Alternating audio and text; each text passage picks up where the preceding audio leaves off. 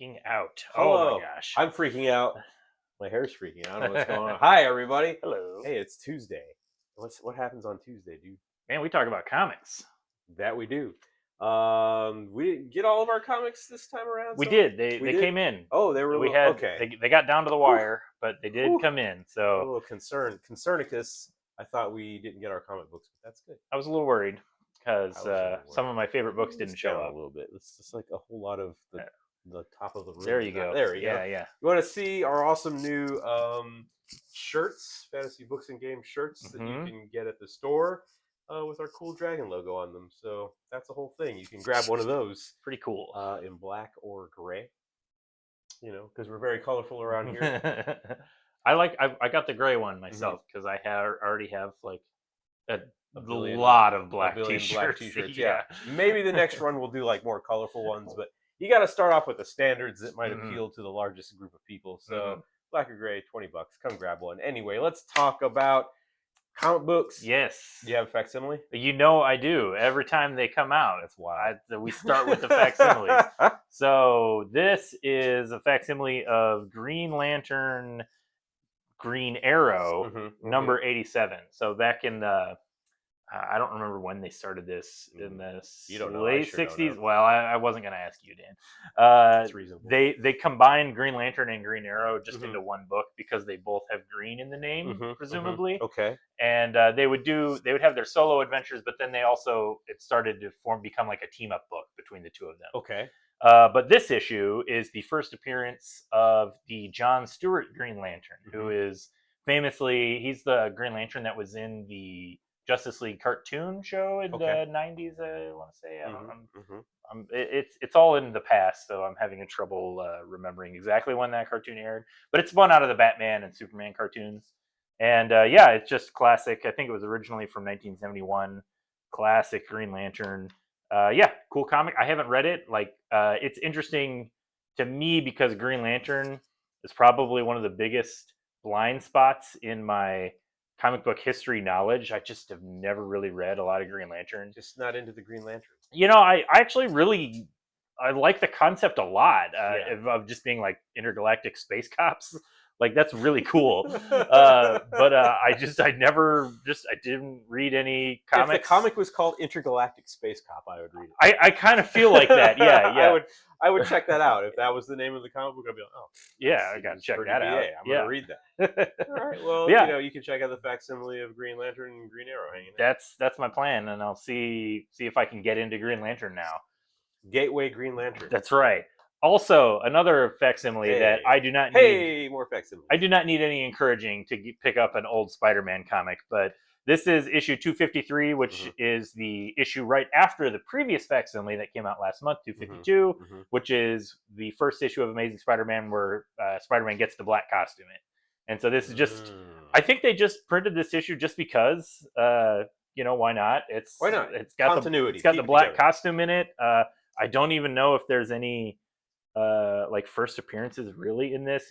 Maybe the Rose character, who turns out, spoiler alert, that's the Kingpin's son. Oh. But yeah, Prince Pin. Yeah, Prince Pin. Right. Yeah. But I absolutely love this era of Spider-Man. So I'm so happy to see these reprinted. Okay, no more facsimiles. Moving on to new books. No more facsimiles. You know, it's that time of the month when they put out two different Superman comics that I absolutely love. But starting off, we got World's Finest, Batman Superman. I've been talking about this book constantly since we started this stream. I think because we've been having a lot of World's Finest. Yes, and it's a good book. It's consistently, 24. That's 2 years now that they've been doing this series. Yeah. And Mark Waid, I think, is killing it. This issue is part 5 of the story arc that he's been doing. And it is the finale. And I really, really liked it, but I'm also glad that they're wrapping it up and moving on to something else, because this is, I think, one of the longer story arcs that they've done in the entire series. So 5 issues is a long time to be in a story arc. I think at most they were 3, the way this book operates. This book, one of the things I like about it is that it has a little bit of a retro feel to it, not too much, but it's been like really easy to kind of jump in whenever you want, and there's not like this sense of being like overwhelmed by picking up an issue and not having any idea of what's going on. Too many story points, yeah, and milestones. To keep track exactly. of. Yeah, it's pretty straightforward. It's Batman and Superman teaming up to go, do things. But this issue, this concludes the arc that they have been doing, where it ties into Mark Waid's classic book, Kingdom Come. Classic. It's a very well known comic book series, and this issue is also neat because it's crossing over into Jack Kirby's Fourth World, sort of, where that's Darkseid. Possibly the greatest villain in the DC universe, created by Jack Kirby. The greatest. Yeah. Why is he so great? What's his deal? He's just a space tyrant. What's his situation? He's the ruler of the planet Apokolips, and he is looking for the anti-life equation so that he can control a galaxy. He's just a power mad tyrant, really. But he just like has all a little bit. I mean, we are, yeah. DC Thanos, yeah. That's DC Thanos. So that's the old thing, is because they both kind of appeared around the same time. They're just giant purple space gods. Devil Hitler. Wow. I mean, that's from Planet. He is not DC Thanos. That's right. Oh, it looks like I clicked the wrong button. Did you block Patrick's comment? Yeah, I did. It's because Devil Hitler from Planet Hell is a little racy. I meant to hit accept because whatever, but yeah. Agreed. Well, I will say, cringe. I will say that I think Darkseid is a way better character than Thanos, and I know Thanos has his fans. Your Jim Sterling fans out there really like Thanos, and obviously people that enjoy the Marvel movies enjoy Thanos because that's the guy. That's the guy. But Darkseid did it first, I think, and he did it way better. He's just like our good friend Patrick said, he's basically Space Hitler. But he's just I mean, he's the villain you go to when you want an epic villain. He kind of became one of Superman's main villains, which is he's one of the, I think, a few characters that wasn't around since the beginning of Superman that's kind of stayed as like a main Superman villain. But yes, this is just a fun comic where they cross over with the Planet Apokolips. Space Devil Hitler. It's a fun comic. It's exactly. Yeah. It's all over the place. Great. But it's a cool. It was pretty bold of Mark Waid to try and It was pretty bold of Mark Waid to try and do a sequel to Kingdom Come, which was, like I said, it's one of the most lauded books that he's done. One of the most well received, and it was a standalone story. Like, it wasn't a part of any of the continuity. It was just an alternate future story. And so for Mark Waid to come back almost 20 years later and try to do a sequel of it, I admit I think he's a good writer, but I was a little worried that he wouldn't be able to pull it off, and I think he has. So hooray! Pulling them off. Well, hello, hey Serena, hey guys, welcome back everyone. We got some folks. We're got glad. some folks in the chat. Thanks for hanging out. Wow, let me see. Fun story is I call him Darkseid for the longest time because of the way it's spelled. That's why I asked, because I also thought it was Darkseid. Yeah, because it's SEID, right? It's in the comic. It's SEID. Yeah, it's not spelled phonetically the way you would spell Darkseid. It looks like it's supposed to be pronounced Darkseid. I think I said Darkseid because I was playing Darkseid. I was playing the DC Deck Builder game, which is a fantastic game, by the way. And there's a bunch of different ones, but anyway, he's one of the bad guys in the game. And I was like, Darkseid? Because I always thought it was SIDE. This is going on a weird tangent. But anyway, I had been pronouncing it Darkseid because I had no idea. Yeah. And no one has corrected me until I just. Well, I think for the longest time, Serena likes my shirt. It's a cool shirt. You like the shirt? I think that for the longest time, both pronunciations were acceptable because it was only in comic books, and so everybody would read it and kind of have their own pronunciation in their head. Yeah, because you're reading it, you're not hearing the name, right? And I think it is supposed to have like a weird. It's supposed to be like a weird spelling of the name, so you're not supposed to really it's supposed to be like an alien pronunciation. Not Darkseid. Yeah. his name just happens. It just happens to s- sound like Darkseid, Darkseid, yeah. right? Yeah. But also, I like just- Darkseid better I too. I always kind of liked it better Yeah. too. It also plays. I mean, Seed kind of plays into his whole Yeah. anti-life thing. Yeah. You know, Like Jezebel says, Yeah. he's the root of evil. Get it? yeah, get it? I get it The now. root of I evil. get it now. What else we got? We got Superman number 11. This Ooh, book has Superman. been going strong for a year. Superman. I like it a lot. Wait, flip back to the cover. I don't like his eyes in this. You don't like those They eyes? look weird to me. They do look a little weird. Like on camera, it looks like he has like these weird wide eyes that don't make any sense. Yeah, I blame the camera for sure. It's also, I mean, I can't draw, but So one of the things Yerg! I'm really impressed. Yerg! I'm really impressed with this comic because it's Because it says Yerg. because I do love good Onomatopoeia. onomatopoeias, Mhm. yeah, and just like weird. I guess that is just an onomatopoeia of like sounds, the Mhm. spelling of sounds. But this comic, they've done a really great job of, like I was just talking actually about in the previous one, Mhm. about Superman's always had a problem of not having great villains because he's Bye, Superman. Serena. Back to work. Yeah. Aw. Well, we're glad you stopped it. So what I was saying was, Darkseid is kind of stuck around as one of Superman's big villains because Superman does have a villain problem. He's not like Batman, where there's just like this endless fountain of crazy people in Mhm. Gotham that can all just give Batman Yeah. a riddle and then Give him a punch hard him. time. Give him a hard time, right?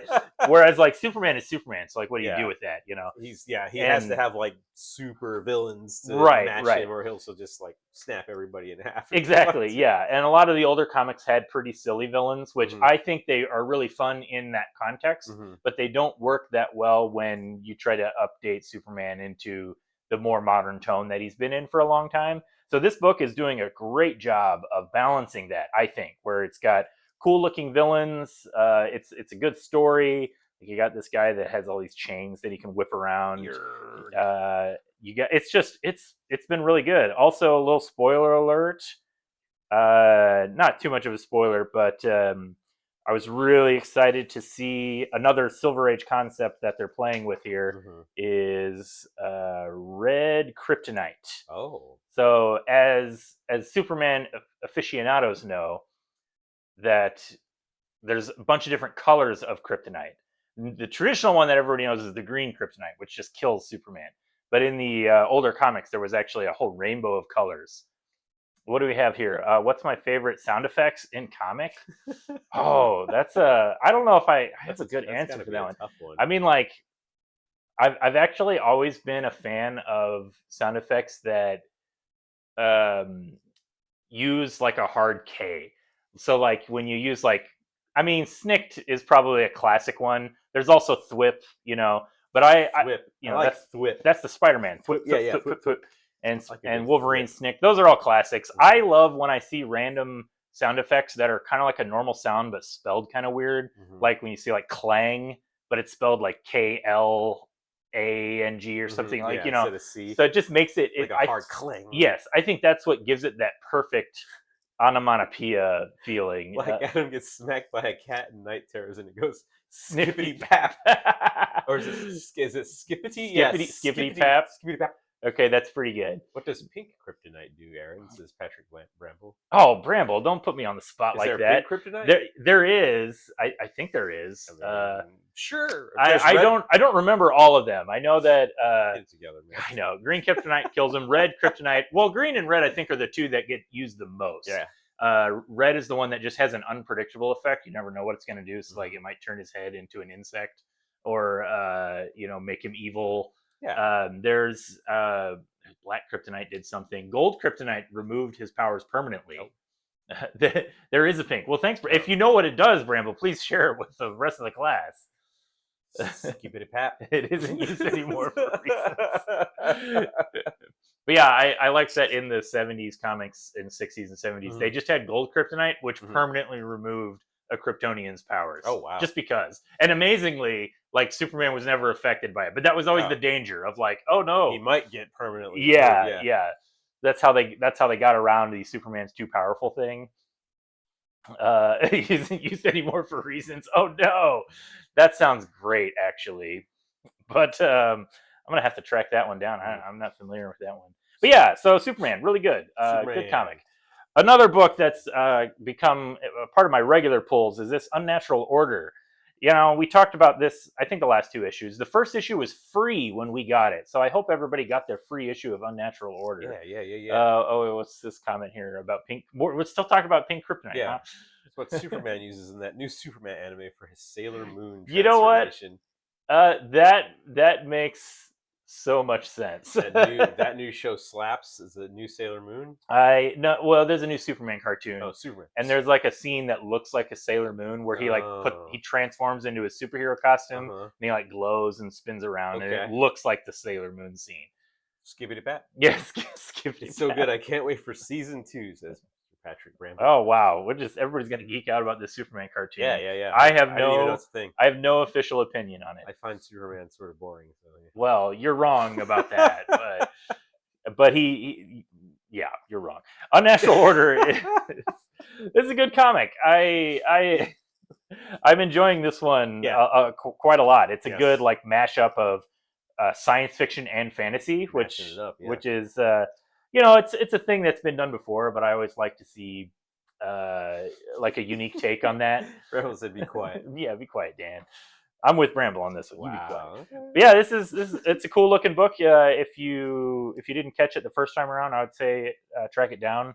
Just a nice like high fantasy, but with a lot of sci-fi elements. The main character, he's a military man, and he gets trapped into this fantasy world. And there's like plot developments in the last issue. There's another guy who's like the evil sorcerer, the big baddie of this universe, and he's also from the real world. But he figured out how to use magic, and that's what merged the fantasy and the real world. Yeah, that'll happen. Yeah, I mean, I'm sure it's happened at least a few times. Yeah. We've just all had our memories wiped. Right. But in the setting of the comic, so the protagonist, the military guy, the big kind of twist is that magic doesn't affect him for some reason. So like the sorcerer, he has no power over him, and so he's got this like they're kind of in this weird struggle, and the sorcerer's trying to figure out like what's going on with him. Yeah, it's a cool comic. The whole situation. First story arc is only 4 issues too, which I was really happy to see, and they're planning on doing some more. So yeah, I'm in for the long haul so far. G.I. Joe.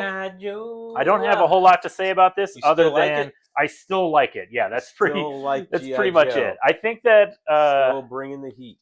I think that the artist that they have on this current series, Chris Mooneyham, he's really, really good. Yeah. And I don't like a lot of times if I don't like the art in something, I just tend to not talk about it. So I don't want to like name names or anything, but I think that this art is a vast improvement over the way the book has looked the last several years. Like, man, it's just everything in this comic just looks so cool. Yeah, I know, classic. Like I like this a lot. Yeah, I'm digging this. I definitely think that this is a comic though that like unless you are into G.I. Joe, I don't know if you can really get into it now. You don't think that's like, a gateway G.I. Joe comic? No, this is definitely not a gateway G.I. Joe comic. Too much history. There is. I mean, it's issue 304. You know, it's continuing the series since it started in 1982. This comic is as old as I am. You know. Yeah, older than everybody watching this stream right now too. I imagine. Probably not hard to do. But talking about Gateway G.I. Joe, Cobra Commander #2, and I am that guy getting chainsawed in the face. Yeah, well, so that's Cobra Commander and his mask, no. And that is Do you know his name? Do you know who he is? Chainsaw Man. That's so close. Mr. Chainsaw. Do you know what gang he was a part of? You remember them? The Chainsaw Gang. Again, you're so close, but you're so far away. Tell me what it is. The Dreadnoks. You remember the Dreadnoks? Okay. Remember these guys? Yeah. So they were like actually kind of my favorite toys out of all of them. I just loved that they were like weird Australian biker gang psychos. You know, they had the coolest vehicles, like they were Mad Max style, basically. Yeah. And it was like I thought that was just the Dreadnoks. I remember that. I thought that was just a cool development for G.I. Joe. Anti-hero sort of guys, right? Yeah, sort of. They were more like just like psycho mercenaries that Cobra used, but they weren't they were just a good visual because they weren't the normal Cobra soldiers. And then they, look at that, boom, there you go. That's beautiful my page. That's your favorite one, Vroom. Electros as well. Well, hey, Vroom. But there was more onomatopoeia on that page. There was, yeah. There was Ha ha ha ha ha ha ha. Great. Excellent. Oh wait. Gasp. Yeah, this comic has been great. I love, again, I think we talked about it when the first issue came out. I love that they're embracing the Cobra Law stuff. Just like the weird part of the G.I. Joe movie, the '87 G.I. Joe movie. I'm looking for one of the other Dreadnoks here. One of my favorite Dreadnoks. Oh yeah, there we are. Oh yeah, Zarana, Zartan's sister. They haven't shown Zartan in this comic yet, so there's like kind of this build up to the Dreadnoks going on. Who's the main guy? Right. Very cool. So if you haven't checked this out, I think so. Like unlike the other GI Joe series, which I feel like you have to kind of already be well invested into GI Joe. The new series, Duke and Cobra Commander, jump right in. I think if you don't even have any like attachment to GI Joe, you'll really be able to enjoy them. It's just fun, like really well written action comics. You know, nice. Like not like doesn't really have like superhero tropes, but there's just enough of the weirdness, like weird aspects like sci-fi superheroes, all kind of blended together to create something new. Really good, really good.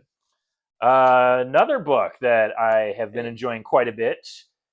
We talked about issue 1 when it came out. James Bond, 007. This is issue 2. This is written by Garth Ennis. And this name's familiar. Well, he is the creator of Preacher and The Boys. That's right. Yeah, that's why the name's familiar. Right. And so when I saw that he was writing James Bond, my first thought was like, oh, that's perfect. And then my second thought was, well, maybe not, because like he's like known for being so over the top. You know, but he also writes. He also wrote some of my favorite anti-hero comics. He wrote a series called Hitman, which was about a hitman in the DC universe. And he also wrote some of the best Punisher comics. Yeah. And so I'm like, I can see how James Bond would work in that context, especially because they're going off more of the James Bond that appears in the original novels, Ian Fleming's James Bond, where he was a little bit more. He had like a bit of a harder edge. Yeah. And like I think you can even see it. So James Bond in the book he's described as having this big scar. Yeah, because he's active duty and he's been in. Yeah, exactly. He's a war veteran. I think about the Hitman issue with Superman you showed me. That's one of my favorite comic books. It is so good. It's a good, like Garth Ennis, who famously hates superheroes, so much so that he wrote a series called The Boys, where they just murder superheroes and make fun of them. Yeah. He wrote one of the best issues of Superman, or it's not the best issue of Superman, I'm sorry. It's one of the best issues that features Superman. It's an issue of Hitman, and the whole issue is Hitman is sitting on a roof like about to assassinate somebody, and Superman just flies down. And it's like tries to talk him out of it. No, he like is Superman. This is my only sticking point with it is that Superman's oblivious to like what's going on. Yeah. Like Superman's just like, oh, I just need to. I saw some commotion, I just wanted to check it out, and Hitman plays it off, and they just have a conversation about like being a hero and stuff. And Hitman's all like cynical about it, and Superman is. Garth Ennis wrote a really good Superman in that conversation. That's my only problem is that then the issue ends with Superman flying away, and then Hitman just kills the guy. It's like, well, which is a great ending. But I'm just like, well, Superman would have heard that. Like he would have heard a gun going off from like 10 miles away. Been like, what are you pointing the gun at? Right? Yeah. What's the gun for, buddy? What are you doing there, bud? So okay, but I mean, it's played off as being lighthearted, so I can get around that. Okay, so that's why I was looking for. That issue is kind of why I was looking forward to him writing James Bond, because he has a reputation for being this over the top, kind of like lowbrow, crass humor.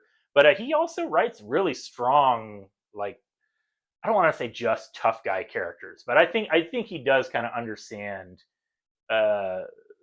Like things like heroics and morality that can play into that. Yeah, and that's how, because James Bond, have to know it to be able to subvert all that kind of stuff. Exactly, and that's, I think you see that on display with this James Bond, where there's like an edge to it, because there's the whole like, well, what we're doing is for the good of the country, so I'm not gonna be a baby about it. If I got to kill somebody, I'm gonna kill somebody. Yeah.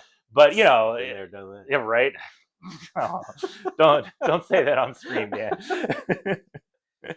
But yeah, this is it's good. There's I'm not even going to flip to the next page because there's some more hyper violence in it. yeah. There's a nice little shootout. I do love this scene. James Bond uses this guy as a human shield, and he just gets shot up. And then the next panel is Bond's hiding behind him and he goes, "Good God, are you still alive?"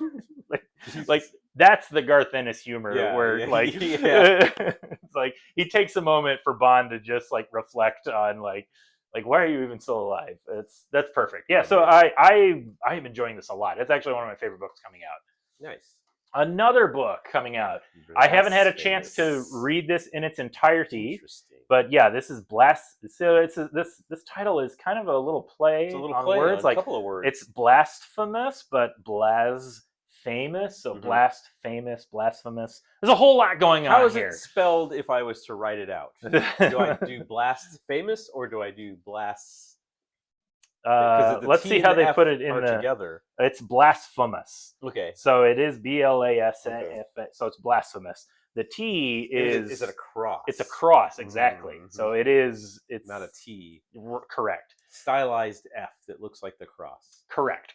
What's this about? So I haven't had a chance to read the whole issue, but it looks it's like a weird world. So like so this art is by Mirka Andolfo, and it's got like a little trippy aspect to it here. This nun is praying to the crucifix, and she's like tripping out while she sees it.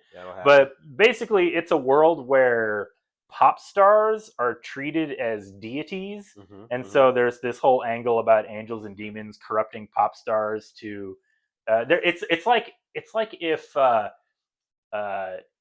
televangelists. Hey, hello. Yeah. It's like if televangelists were pop stars, like worshipped the way people worship. It's like it's playing with the whole like religion angle combined with celebrity worship. Like if Taylor Swift was like literally a priest, you know. So there's and then there are actual angels and demons kind of like working with people, and it looks like I said, I haven't read the whole thing yet, but it looks really interesting. I'm into that. Yeah, and so this is a new series by the Distillery, which is it's a new like indie publisher which there've been a lot of those popping up lately. I think we talked about the Ghost Machine books that came out. Yeah, that's all from independent. Yeah, right. Yeah, and so this is the same. This one, the Distillery actually came out first. They did, but it's basically just a bunch of they're not even really indie creators. They're mainstream creators, but they're just like, we want to do our own book, and we don't want to really be at Marvel or DC or even have to deal with Dark Horse or just any publisher. We just want to make our book and put it out ourselves. So they all kind of band together to form this. Basically what happened with Image in 1991, 92. It's kind of the same thing.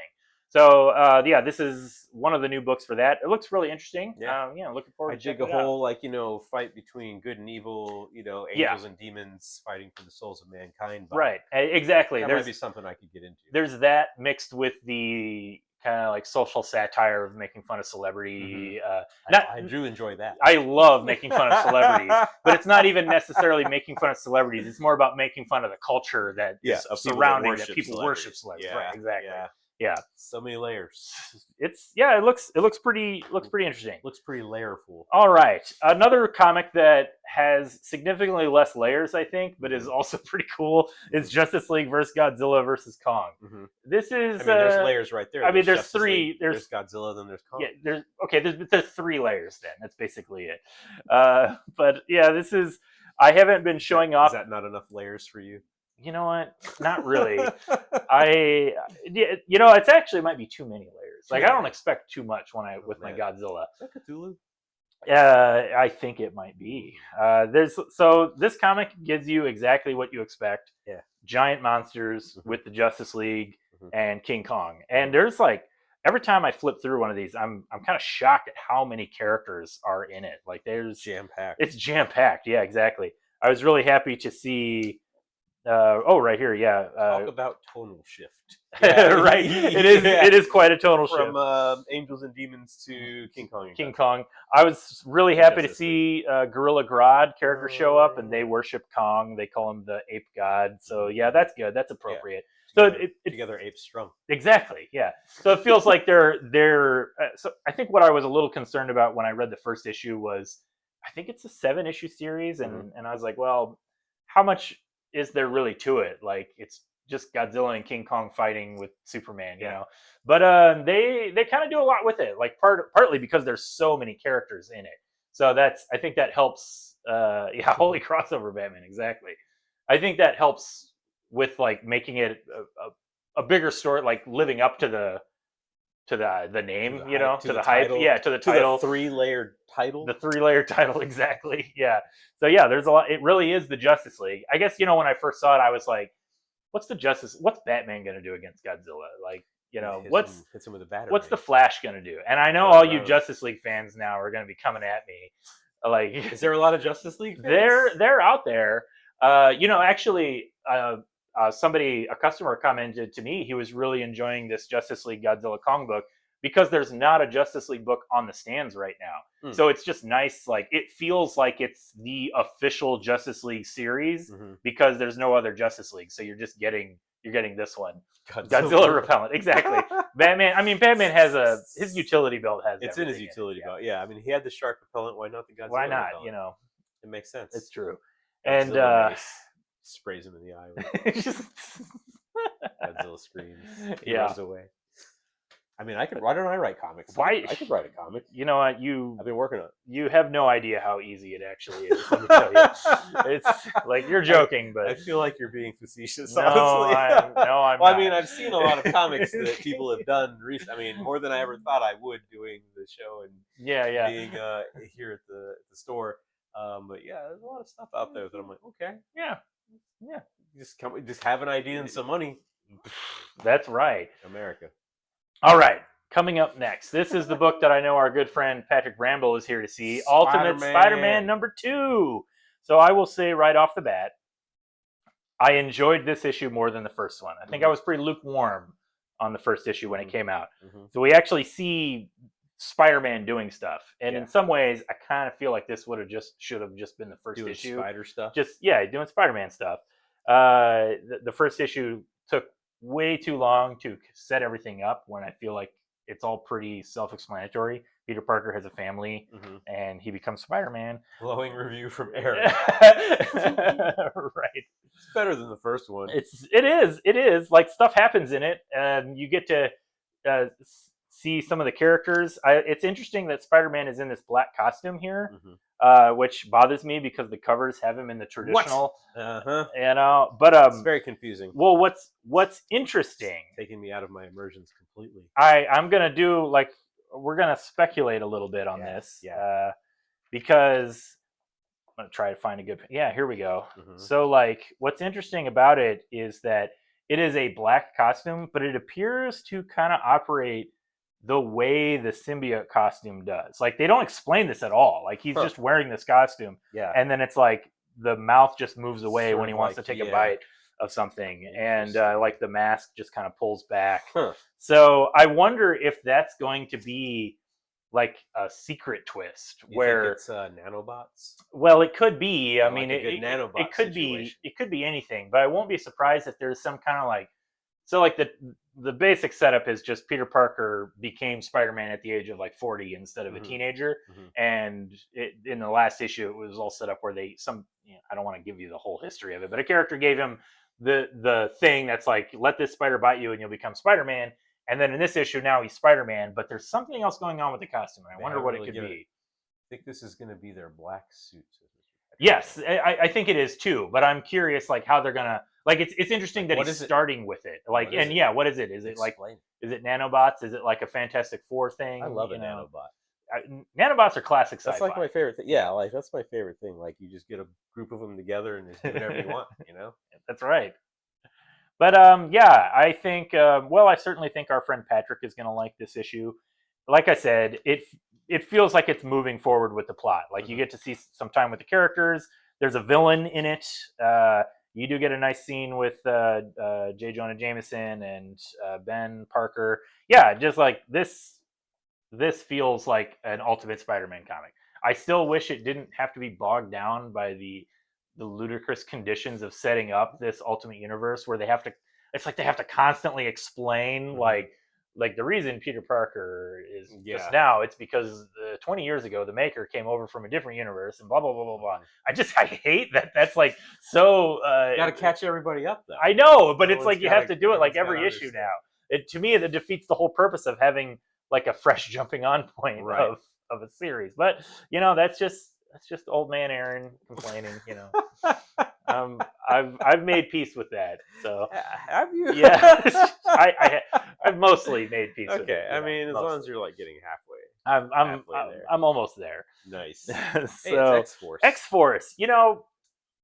We talked about the last issue, 48, the one with the infamous cover with Wolverine. And Oh Beast yeah, on it. You remember that? It was one. amazing. Yeah. It was amazing. Fantastic. It was actually the most amazing a hot take, unscripted response I think I've ever seen from you. I didn't tell you we were going to Yeah. show the issue. When you pulled it up, I And- was like, "What?" Yeah, you had like a literal. Oh, if you had been drinking something, it would have been a spit take. Yeah, it was Like, so bad. It was so. I was so bad. like, I was ready to make fun of it, and then you didn't even give me a chance to like preface like why we're talking about this. You just immediately launched I was into like, "Oh my god!" why are we? Yeah. So this is the next issue. Okay. So we talked about that cover. I don't. better cover. Yeah. It is a better cover. It's an homage to Giant Size X-Men #1. Oh yeah. But I think what I didn't talk about on the last time when we Mm-hmm. had issue 48 on the last month Mhm. was I did end up buying that issue Mhm. just because like 'Cause the cover's because the amazing. cover's amazing.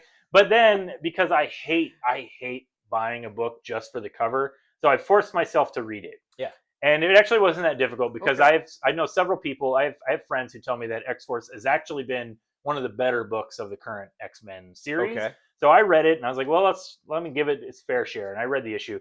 Actually, I kind of liked it a lot. I thought it was Oh, good. pretty okay. So I decided I'll check the next issue out that comes out tomorrow. And Now you're hooked. That's how they get you. That's how they got me with. They got me with the- the variant cover. I'm telling you, variant covers are where it's at. That's how I got into comic books. I was like, I don't care about this, but I like the cover. Next thing you know, I'm reading this. Yeah. reading these things. Yeah, I am enjoying this. Nice. The biggest Well, good. one of the things so I didn't like That's what about you want. this, one of the things that kept me away from reading this series, and this has been it's a controversial thing, where the character of Beast, Mhm. he's basically become a bad guy. Like he's Oh, a villain no. now. And I don't like when they make heroes into villains because, well, first of all, it feels like something that's always just going to get reverted back to the status quo. And now you have every single character that has that period Mhm. in They're their bad. continuity when they were evil. Well, it was evil for And- a minute. yeah, exactly. And I just don't like that. Susie says, "Yeah, they are." What? Yeah, what is? Yeah. What are you referring to? Use your words more precisely, Susie, please. Something about variant covers? Oh, variant covers. That's Maybe? what she's talking about. Yeah, Probably. variants. That's definitely what she's I talking mean, that's about. with Susie. Yeah, it's probably a variant It's cover conversation. it definitely. But so what they've been doing with this story arc is it's Read faster. See, the comments probably come up like seconds after we say the thing, so Mhm, there's mhm. always a little bit of a there's delay. some lag. That's just It's classic. a lag, it's the That's internet. classic streaming problems. That's a classic streaming issue, but yeah. So Susie with her variant covers has strong feelings about that. Well, anyway, this. Well, Anyway, we just move along. Yeah, Excuses. We're full of excuses. Yeah, that's what we do around here. But like I said, one of the biggest reasons I wasn't reading this series because I don't like that they made Beast a villain. Mhm. But this series is now kind of opening, like what I said, they're going to turn him back to a guy eventually, Yeah. and that's what this is. There's like a clone of Beast Oh gosh. who I know, who doesn't have he doesn't have the last like 10 years of Beast memories, so he's like, I feel like reverted clones back. is just like a lazy writing. oh, don't get me started on. the side mouth talkers on Heroes Fresh Out. Well, I mean, if anyone, you know that you are part of the side mouth talking. It was one of our reels that we made, and somebody Oh. commented, "Why does everybody here talk out of the side of their mouth?" And we're Yeah. like, do we? Do I do that? I don't think. I think they were referring to me and Susie in particular. All right. All right. Well, All right. it's all right. But I was interested to see this story because it takes Beast back to a much earlier version of himself when he was on the Avengers, and so he goes to meet like his old friend Wonder Man, and it's Wonder Man. Yeah, that's him on the cover. That's Wonder with Man. the big W. You Okay, have the big W on him. Yeah, Well, that makes a lot more sense now. and he also just talking about he's a villain who became a hero at some point. So there's that's the trope in these superhero comics. Everybody's flip flopping back and forth between being a good guy and a bad guy. Yeah. But I'm enjoying it. I'm probably gonna like keep reading it up until so basically all of the X-Men books have been canceled that Marvel just announced, and new creative teams are coming on this summer. So in a few months. Valentine's Day was dominated by conversations of clone trope. I just think clone is like just a lazy way to do stuff. Oh well, he didn't die; he got cloned. It's the worst, and clones literally are responsible for me quitting reading comic books as a kid because I was a big fan of Spider-Man, like and literal clones. The literal clones in the story. The literal reason was clones in the story. Sorry, I not actual clones. And like beat you up. My clone showed up and killed me, and I replaced him. Yes.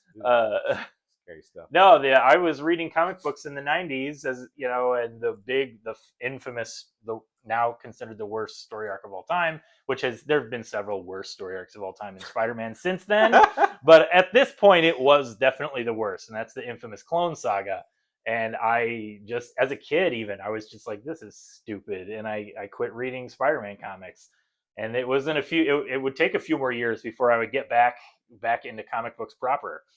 So yeah, trust me, I have a hard time with clones, and they're a sore spot for me. But I'm kind of curious. Sorry, you know what? You didn't know, so it's okay. You didn't know. But I think we have one more book we're going to talk about. Yeah, we have a special guest. We're going to go get our special guest. Do you want to talk to everyone? You want me to put everyone on the B right back? I'll keep talking because I'm going to go get the special guest. Yeah, you could get our special guest. Talk about the book. I'm going to talk about X-Men comics while we're talking about X-Force. I had a customer come in today and ask me, where do I even begin reading X-Men comics? And let me tell you, there's no good answer for that. But we have a few books I always recommend. I'm a big fan of, let me see if I can figure out how to work this without Dan here. Oh man, I already forgot. Comic Cam, there we go. Boom, look at that. I am a big fan of Jack Kirby's work, but I don't think that this is where you need to start Stan Lee and Jack Kirby's comics. I would actually start with the Epic collections, and what you want is, this is volume 6, but you really want volume 5, which is the beginning of Chris Claremont's run. So if you were curious about where to start with comic books, I'm going to tell you that's where I think you should start. Okay, Celeste. Hello. Let me switch the camera again. Boom. Let's switch seats. Now I'll be Dan. Okay. And I'll be you. Yeah. You got to go around. Oh man, this is already turning into a Three Stooges routine. I go this way. Okay.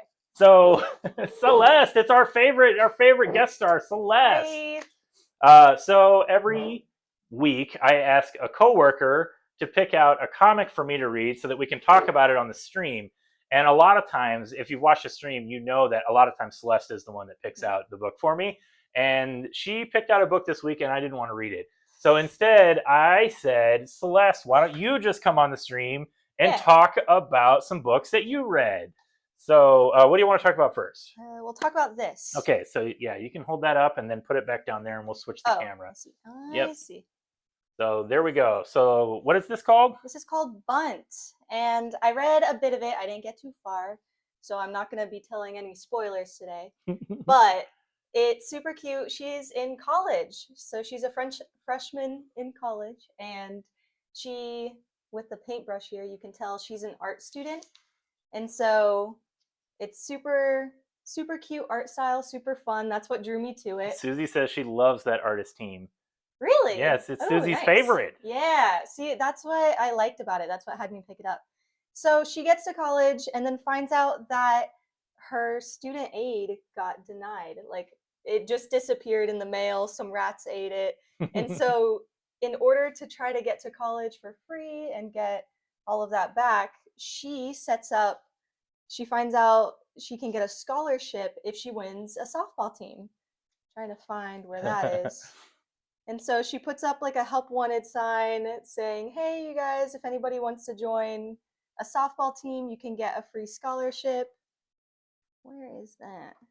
So is it like a bunch of students trying to get a free scholarship that join the team, but none of them are good at sports?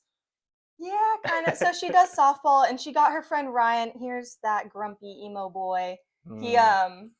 he hates the college because he's a dropout, and so he's like, "Oh, I don't want to help you with your softball team." And she's like, "We'd be scamming the college because we'll all get this free scholarship." And he's like, Mm. "Okay."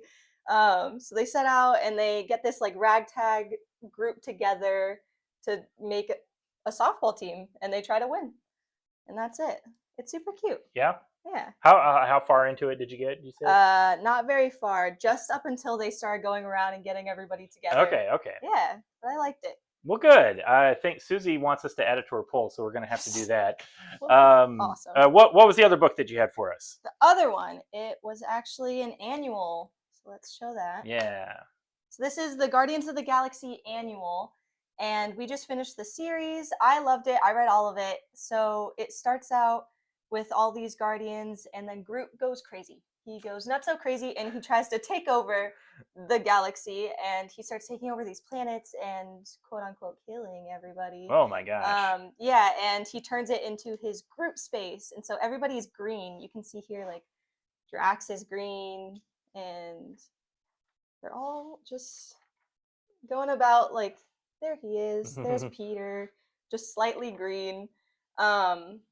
And it was a super fun read. And so now that the series is over, I think when it comes out, I'm gonna buy the trade actually because I like the art style too with how bright and colorful it is. So was that issue like a single self-contained story? Like, is it a part of the main series? Yeah, I would say it wraps up the main series is what this annual is about.